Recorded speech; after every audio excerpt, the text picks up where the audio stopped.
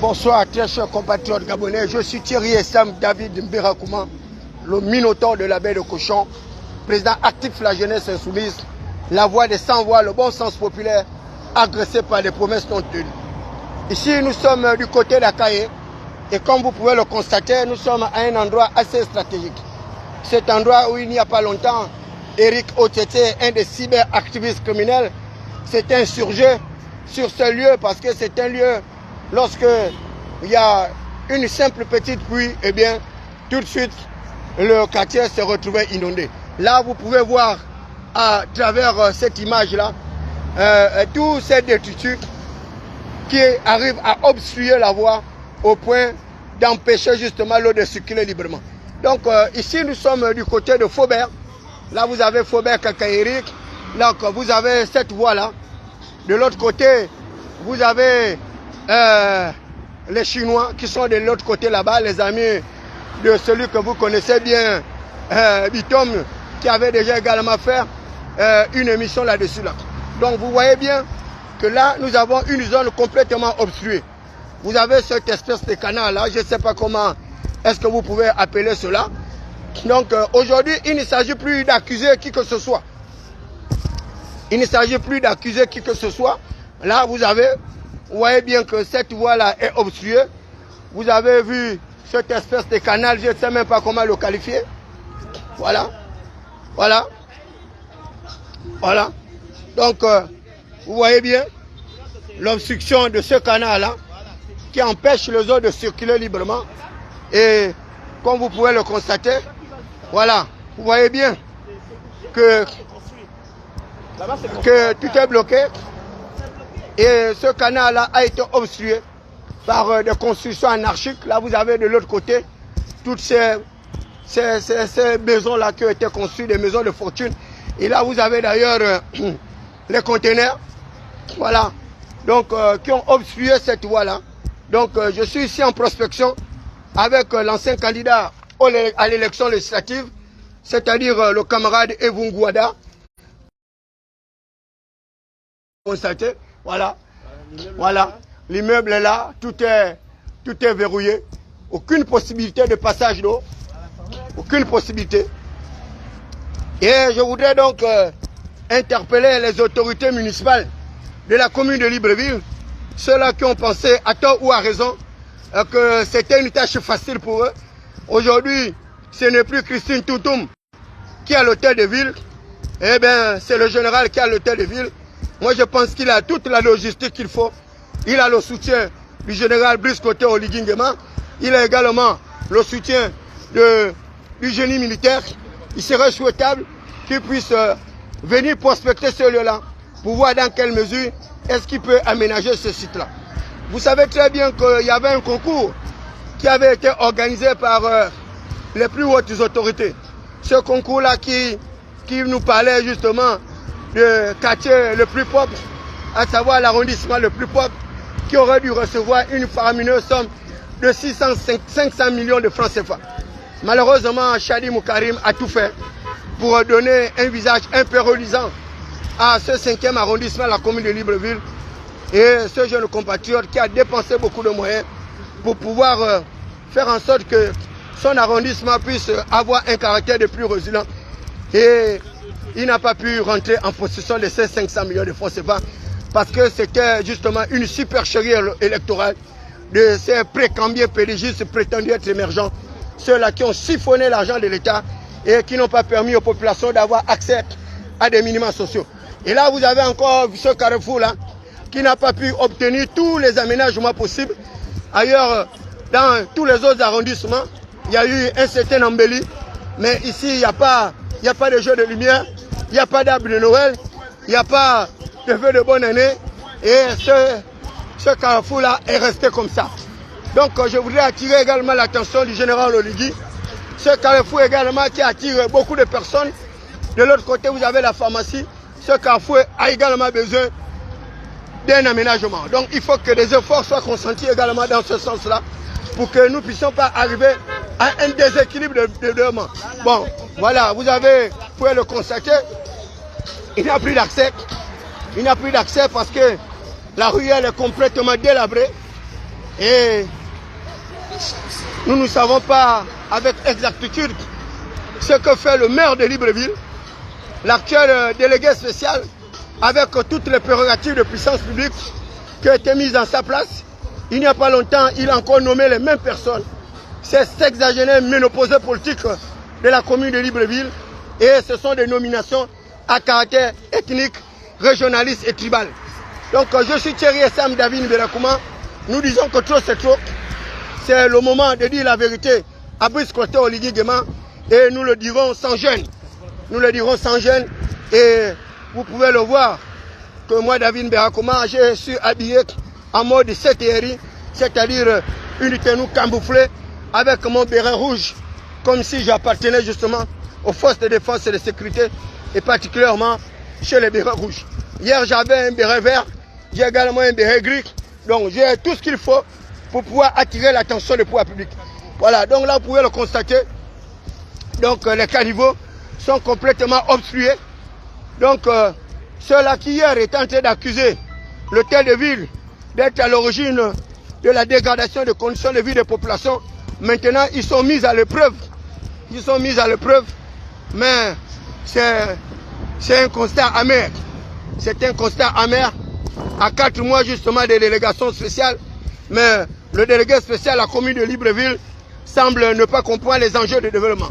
Parce que toutes ces ruelles-là auraient dû être aménagées parce qu'il a tout ce qu'il faut, il a la logistique qu'il faut pour pouvoir aider ces populations-là à atteindre les fondamentaux devant avec succès. Je suis Thierry Essam David Mberakouma, le minotaure de la baie de Crochoc. Donc vous êtes à l'émission L'Atmosphère. Et tout à l'heure, là, je vais interroger un ancien candidat à la députation, c'est-à-dire votre frère Evou Ngouaga, que vous connaissez très bien. Donc il ne s'agit pas de faire en sorte que les délégués spéciaux puissent enlever ceux qui étaient là pour qu'eux-mêmes puissent être les premiers bénéficiaires des prébendes électoraux de ces mairies-là.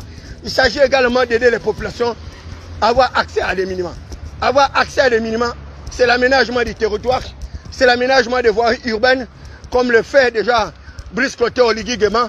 Malheureusement, ce jeune compatriote, quelle que soit sa bonne volonté, quel que soit son courage, sa force, sa détermination, se retrouve aujourd'hui, une fois de plus, prisonnier du système Bongo PDG, prisonnier de ces précambiens politiques qui n'ont pas compris que l'ère du changement a sonné et qu'à 4 mois justement du dialogue national, il ne suffit pas d'occuper des postes sans avoir le profil qualificatif de l'emploi qu'il faut.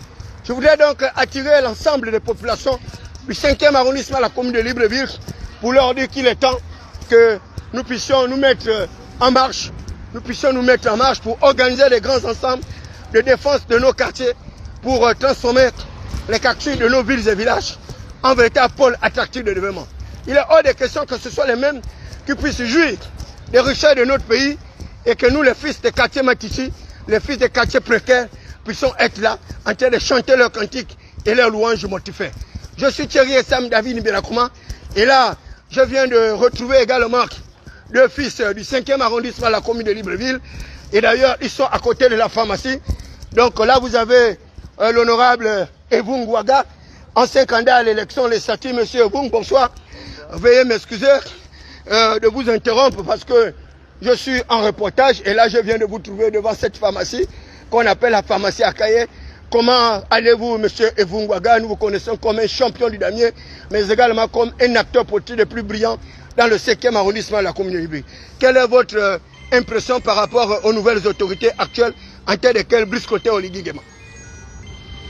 Bon, écoutez, à chaud comme ça, je viens de parcourir près de 100 mètres avec vous, où on a pu voir que la rivière Akaye, le long est bouché, et ça va quitter du carrefour en allant juste après l'immeuble Orca.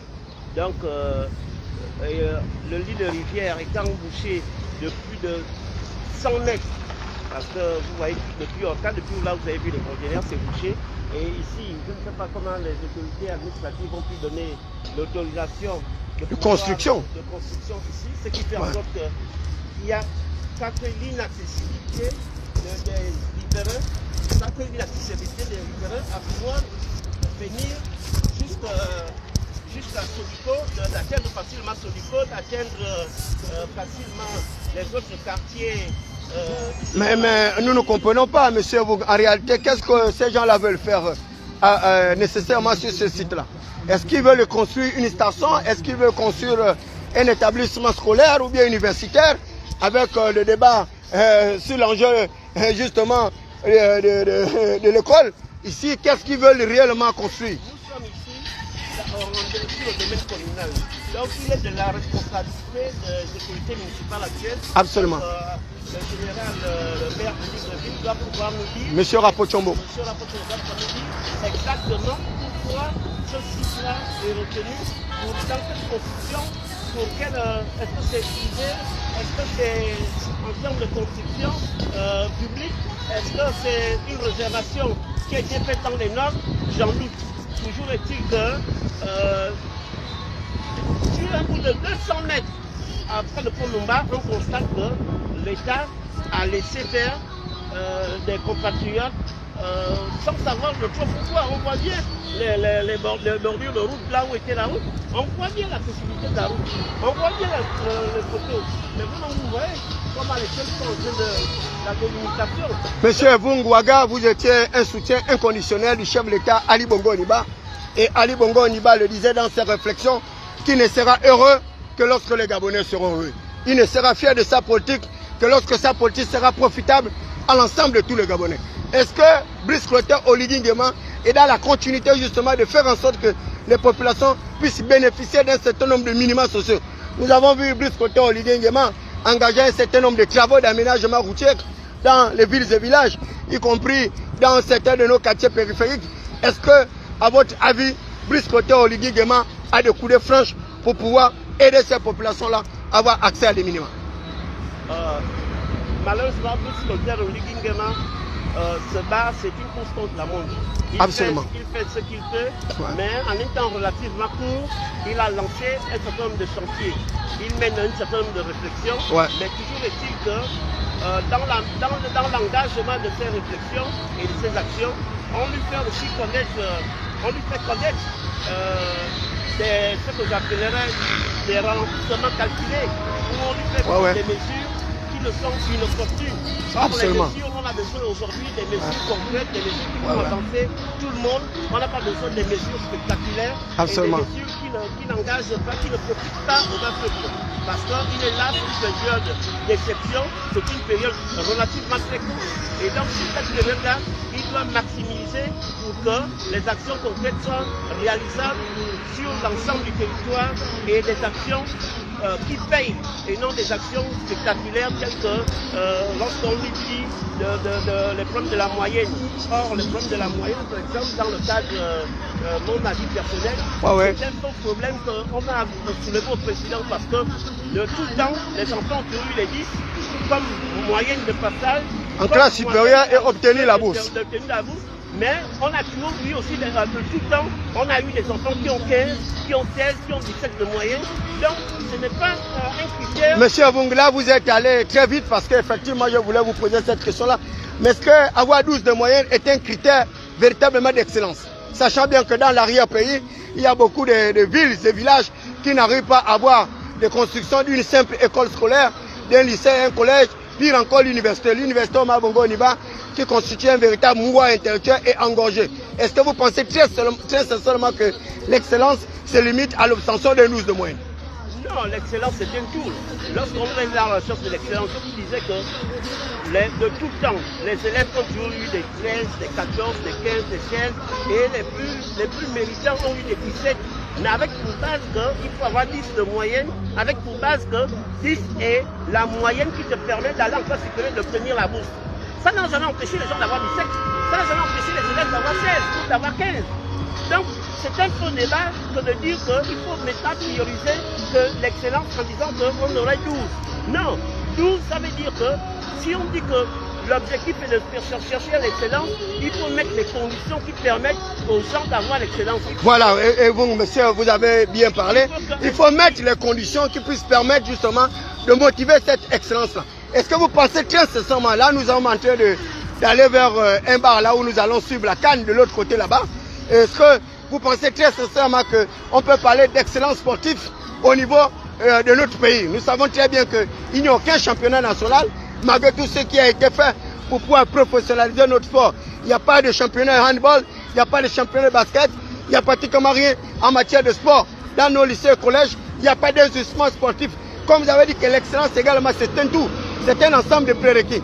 Quel est votre avis par rapport justement à la situation sportive dans notre pays?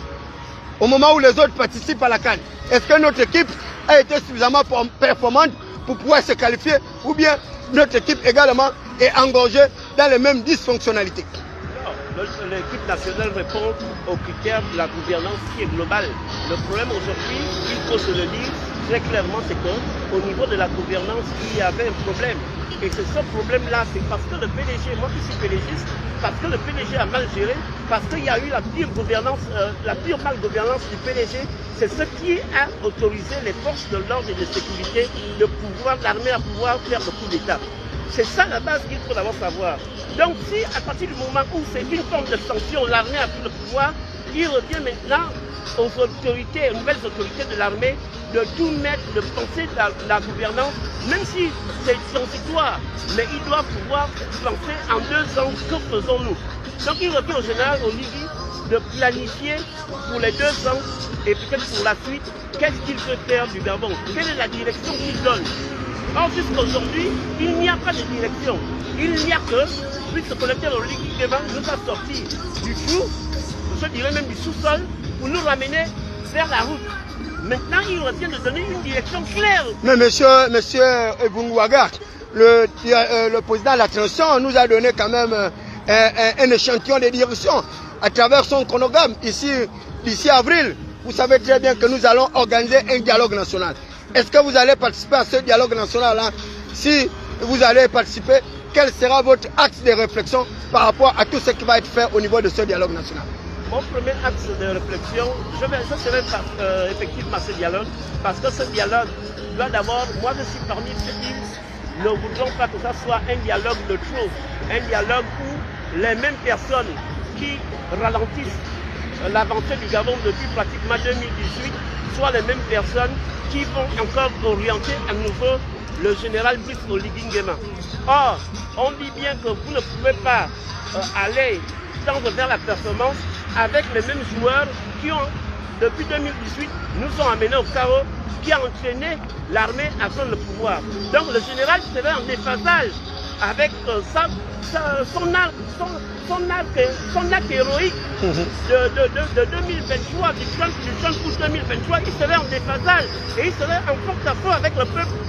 Si c'est les mêmes personnes qui n'ont pas pu améliorer la gouvernance depuis 2018 et qui vont être subitement les grands génies de pouvoir porter la gouvernance à partir de février, mars, avril 2024. Monsieur Bungwada, ce n'est pas une confidence en soi.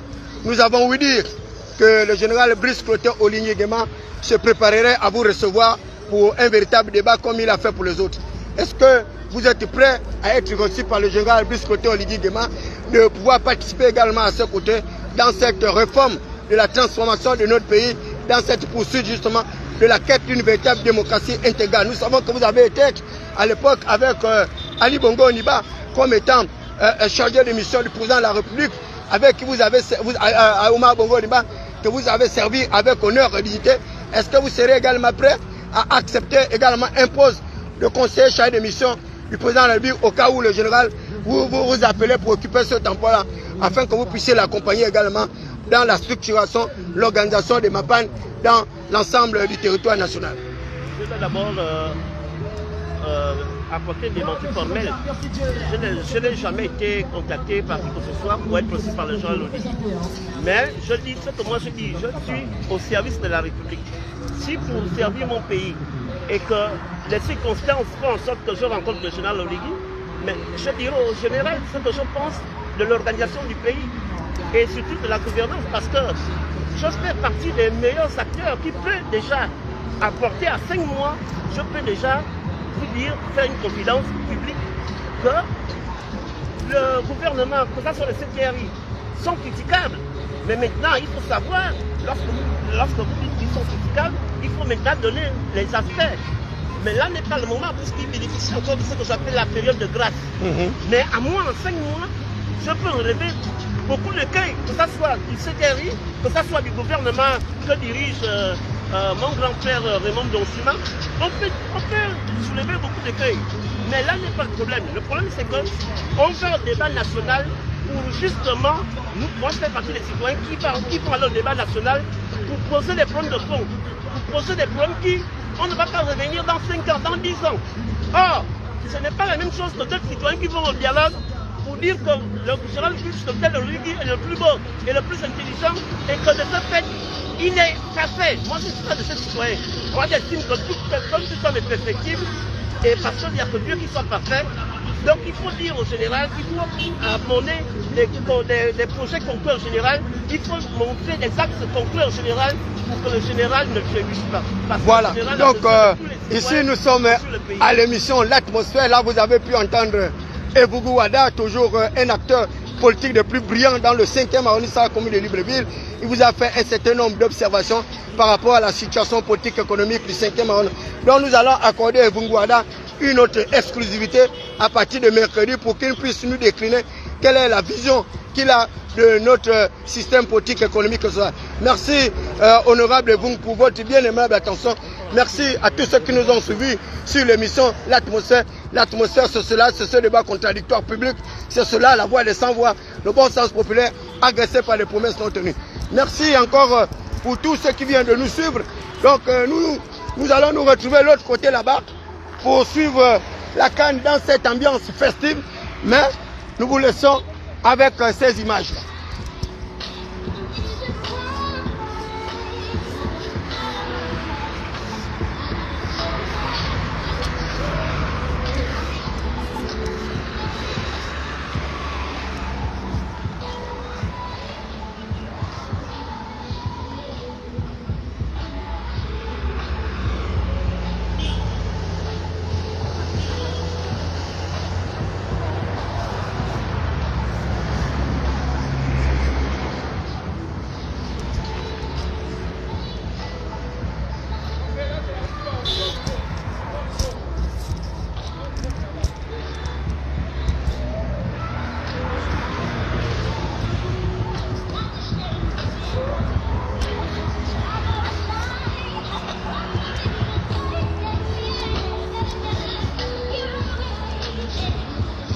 Merci très chers compatriotes gabonais.